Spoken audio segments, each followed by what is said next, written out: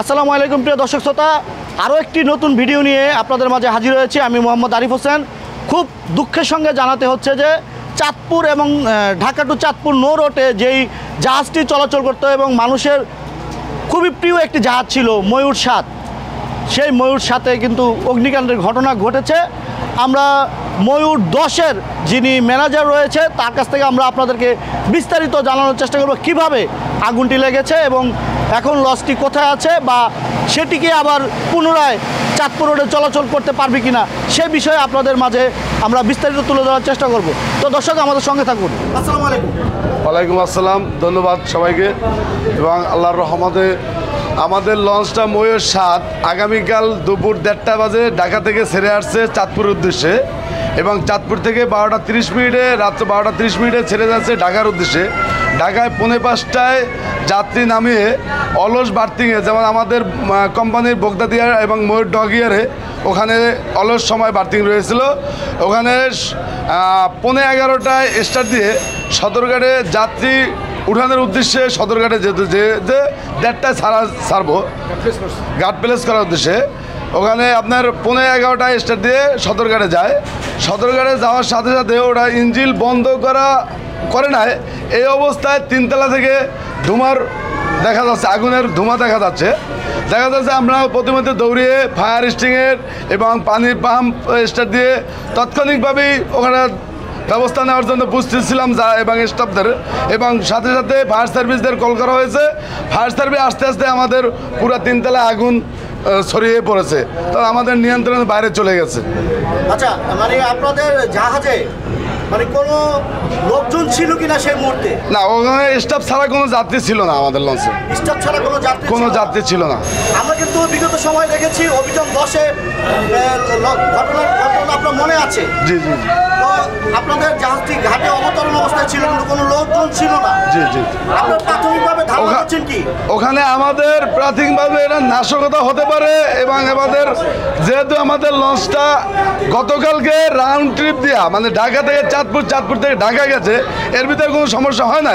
এবং 6টা থেকে ভোর 5টা থেকে 11টা পর্যন্ত আমাদের ওখানে পানি ইঞ্জিন স্টার্ট দিয়ে লঞ্চ ধোয়া ফেলার কাজও চলছিল।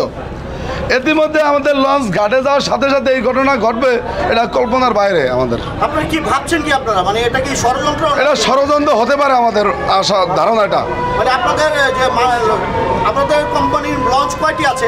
আমাদের কোম্পানির লঞ্চ আছে 4টা লঞ্চ। জি। মানে আপনাদের ময়ূর 1, 2, 7 এবং 10। এটা কি কোনো পরিকল্পিত হতে পারে কিনা? হতে পারে, এরকম পরিকল্পিত হতে পারে, যেটা ধারণা, এটা তদন্ত সাপেক্ষে এটা বের হতে পারে ইনশাল্লাহ। মানে আপনাদের যে জাহাজটি এখন কি অবস্থায় আছে?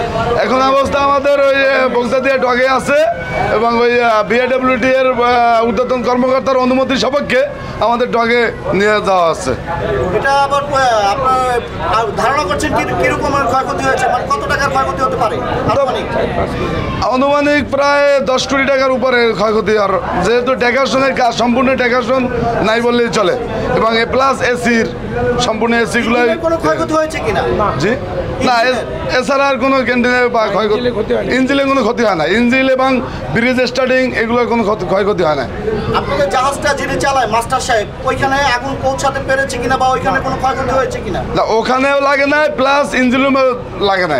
মানে এমনিতে আপনাদের মানে লঞ্চের কেবিন বা সিট মিট যেগুলো আছে সেগুলো ডেকোরেশনের দোতলা তিনতলায় কেবিন এবং প্লাস এসিগুলো সম্পূর্ণই বিঘ্ন হয়ে গেছে।